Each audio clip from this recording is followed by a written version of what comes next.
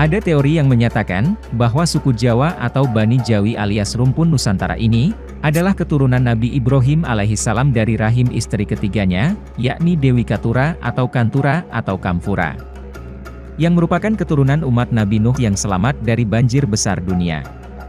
Kantura atau Kamfura artinya adalah wanita yang harum baunya, dan memang Kamfura alias kamper alias kapur barus atau dupa wangi pada zaman dulu, tumbuhannya hanya ada di pulau-pulau Nusantara, tidak ada di negara lain.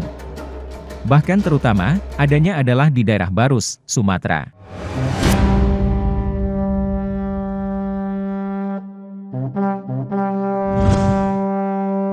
Dewi Ketura atau Siti Ketura, atau bisa juga Kamfura adalah istri ketiga Nabi Ibrahim menurut Alkitab Ibrani.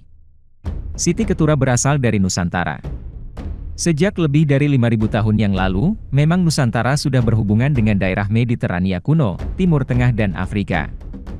Orang-orang Nusantara, setelah masa banjir besar berlalu, memang telah akrab dengan perahu-perahu arung laut atau kapal laut. Kapal-kapal orang Nusantara lebih tangguh dari kapal-kapal produksi orang Mediterania kuno termasuk Turki kuno yang belayar di sekitar Laut Tengah dan Laut Hitam. Hal ini menunjukkan bahwa, secara genetika orang Nusantara ilmu perkapalannya terhubung langsung dengan Nabi Nuh alaihissalam, yang mampu membuat kapal kayu raksasa. Maka tidaklah mengejutkan bagi arkeolog, bahwa rempah-rempah, oleh pedagang atau pelaut Nusantara telah diperdagangkan hingga ke Mesir kuno, salah satunya sebagai bahan pengawet dalam proses mumi Fir'aun, dan Mediterania kuno pada 3.000 tahun sebelum Masehi. Bukti gambaran kapal laut Nusantara kuno saat ini, bisa kita saksikan pada relief Borobudur. Nabi Ibrahim mengambil Ketura sebagai istrinya setelah Sarah meninggal, dan sebelum Ishak dan Ribka mempunyai anak. Sebab Ribka pada mulanya dianggap mandul, dan baru melahirkan anak-anak ketika Nabi Ibrahim berusia 160 tahun, sedangkan Ishak berusia 60 tahun. Nabi Ibrahim memberikan segala harta miliknya kepada Ishak, tetapi, kepada anak-anaknya Siti Ketura, beliau memberikan pemberian yang cukup. Kemudian, Nabi Ibrahim menyuruh mereka meninggalkan Ishak, dan pergi ke sebelah timur, ke tanah timur. Keturunan anak-anak Ketura menjadi suku-suku Arab yang tinggal di selatan dan timur Kanaan. Dan ada juga tafsir yang menyebut mereka pergi ke Nusantara atau Tanah Jawi.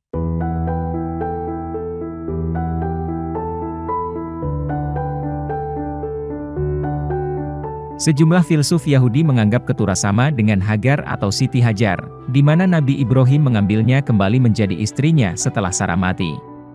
Tafsiran ini dicatat pada catatan Midrash, dan didukung oleh Robi Rashi, Gur Aryeh, Keliakar, dan Obadiah dari Bertinoro. Tafsiran yang berlawanan, menyatakan bahwa Ketura berbeda dengan Hagar, didukung oleh Rabi-Rabi Rashbam, Abraham bin Esra, Radak, dan Nahmanides. Silsilah Ketura dan Hagar di kitab 1 Tawarikh jelas berbeda. Penganut ajaran Bahai percaya, bahwa pendiri kepercayaan ini, Bahaullah, adalah keturunan baik Ketura maupun Hagar. Sejumlah penulis di abad ke-18, Olaudah Equiano mengutip teolog John Gill, yang menganut paham ini dalam bukunya, beranggapan keturunan Ketura adalah orang-orang Afrika. Filsuf Reb Yaakov Leib Hakohain dalam pengajaran Don Mehwes dari Neo Sabbatean menyebutkan bahwa keturunan Ketura pindah ke timur, dan menjadi pendiri agama Hindu, Buddha dan Shinto, yang bisa dianggap sebagai agama-agama yang berasal dari ajaran monoteisme Nabi Ibrahim.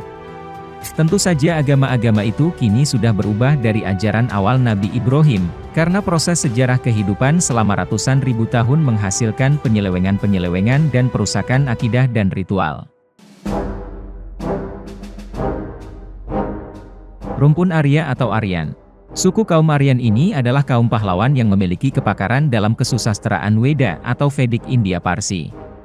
Para sarjana genealogi dan antropologi telah mengkaji kaum Aryan ini, sejarahnya dapat ditelusuri hingga kerajaan Purbaskaitya, yaitu satu kawasan yang melewati perbatasan Parsi India, lebih utara dari Baktria. Banyak sarjana mempercayai agama Purba Zoroaster berasal dari timur Iran, di mana kaum Kamboja atau Champa berasal.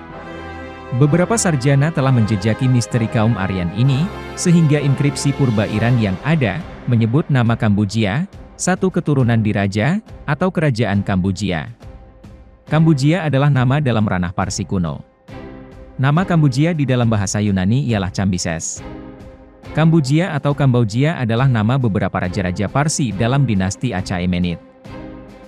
Kekaisaran Kamboja adalah warisan dari Madayu, yaitu Mada, Medes, Madian, Midian, dan Media, yang telah memerintah lebih lama sebelum Kaisar Cyrus the Great menaiki tahta. Lalu, siapakah The Lost Tribe of Mala?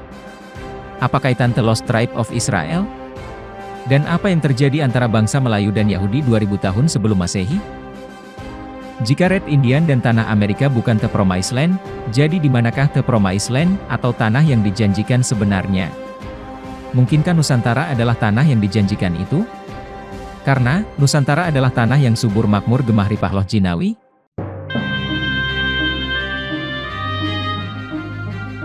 Mitos Brahma sebagai leluhur bangsa-bangsa di Nusantara, boleh jadi merupakan peristiwa sejarah. Yakni mengenai kedatangan Nabi Ibrahim untuk berdakwah. Kemudian beliau beristri Siti Kanturah, yang kelak akan menjadi leluhur Bani Jawi.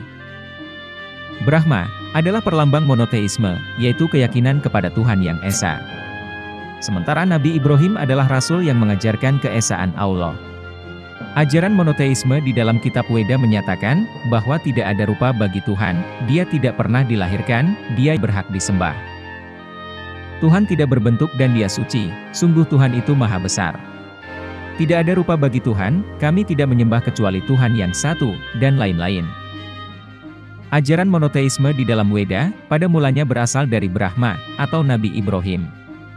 Jadi makna awal dari Brahma bukanlah pencipta, melainkan pembawa ajaran dari Yang Maha Pencipta.